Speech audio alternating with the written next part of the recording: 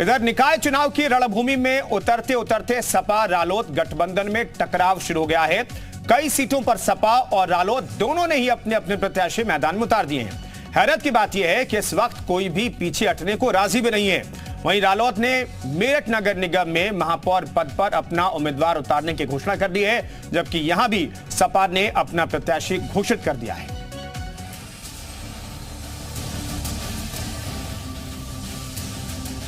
उत्तर प्रदेश में नगर निकाय चुनाव को लेकर सरगर्मियां तेज हैं।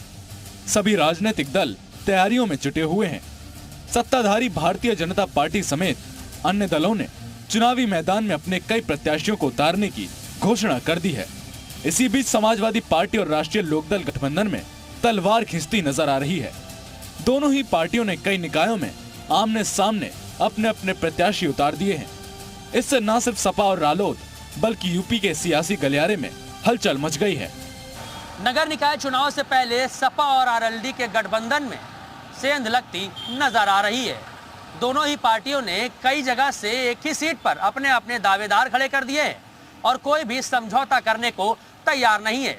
गठबंधन की इस हालत को देख के भारतीय जनता पार्टी के चेहरे पे मुस्कुराहट है, तो वहीं अखिलेश यादव की मुश्किलें बढ़ती नजर आ रही हैं। वेस्ट यूपी में रालोद के गढ़ में सपा ने भी अपने प्रत्याशी उतारे हैं। सपा रालोद के अपने अपने प्रत्याशी उतारने के बाद चर्चाओं का बाजार गर्म हो गया है।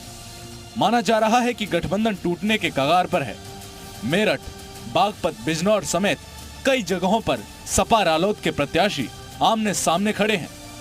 इससे मतदाता बट जाएंगे, जिसका नुकसान दोनों दलों को हो सकता है। इस बीच आरएलडी के प्रवक्ता रोहित अग्रवाल ने ट्वीट कर सपा को चेतावनी दी। उन्होंने लिखा, बर्दाश्त करने की सीमा होती है, रस्सी को उतना ही खींचो टूट न जाए। हमारी खामोशी को हमारी कमजोरी मत समझो।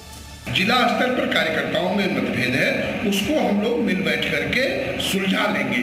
कार्यकर्ताओं में जिलों में असमंजस है और ऊपर प्रदेश स्तर पर नेताओं के बीच में कहीं कोई असमंजस नहीं है। दरअसल गठबंधन में दरार सोमवार को उस वक्त शुरू हुई जब रालोद की सीटों पर सपा ने अपने प्रत्याशी उतार दिए। सोमवार को दूसरे चरण के चुनाव के लिए नामांकन का पहला दिन था। मेरठ के मवाना और बागपत से खेकड़ा और बड़ौत तीनों सीटें गठबंधन में रालोद के हिस्से आई थीं। तय था कि जाट बहुल्य क्षेत्र की इन तीनों सीटों पर रालोद प्रत्याशी अपने सिंबल पर चुनाव लड़ेंगे। लेकिन सोमवार को तीनों सीटों पर सपा ने अपने सिंबल पर अपने कैंडिडेट उतार दिए। सपा का ये रवैया देखकर रालोद नेता भी भड़क गए। उन्होंने ऐलान कर दिया कि वो अपने सिंबल पर पूरा चुनाव सभी सीटों पर लड़ेंगे।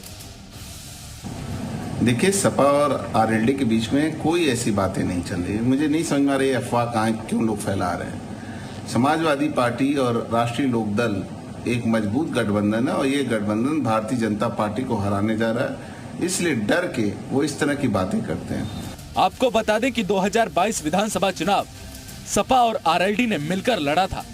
हालांकि आरएलडी सपा गठबंधन को बहुत लाभ नहीं मिला, लेकिन खतौली उपचुनाव में जिस तरह से आरएलडी ने चुनाव जीता है, उसके बाद से जयंत चौधरी के हौसले बुलंद हैं।